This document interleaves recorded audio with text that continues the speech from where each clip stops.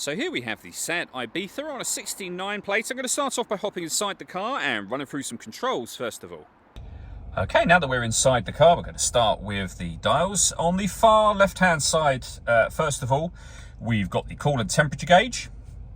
We then have the rev counter as we move our way right, the speedometer and the fuel gauge. In the center, we've got the main speedometer for the car, the digital readout for the speedometer. You can change that information that's displayed there using buttons on the steering wheel.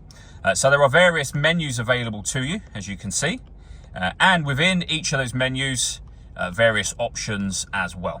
Underneath that, you can see the total miles of the car. They are 9,197. If we back out to the steering wheel, on the right-hand side, the buttons I was using just a second ago. On the left-hand side, we have our stereo controls, and behind the steering wheel on this stalk, we have our cruise control for the car as well.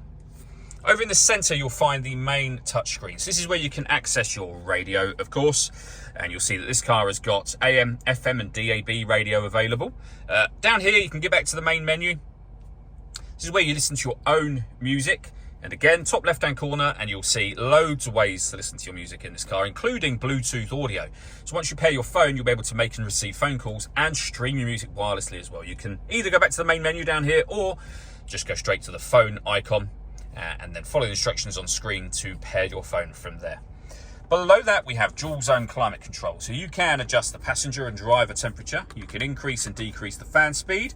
You can determine where you'd like the air to be distributed. And when you're happy with those settings, you can turn your air conditioning off, back on again, or hit auto. The car will now take control of the fan speed and the direction of the air to maintain those temperatures.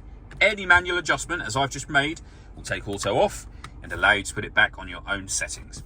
We have two USB inputs and an auxiliary input as well. The gear lever for the fully automatic gearbox. You can turn your parking sensors on and off from here. We can deadlock the car. This button turns off the stop and start. This car is designed to cut out when it's stationary in traffic to save you fuel. The system is turned off when that light shows.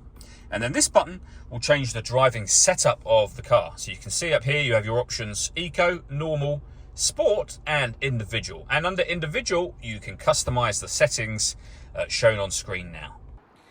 All that leaves me to say is thank you for taking the time to watch this video. If you'd like to come and see the car in person and have a test drive, please feel free to call either of our MJA sites. We'd love to hear from you soon.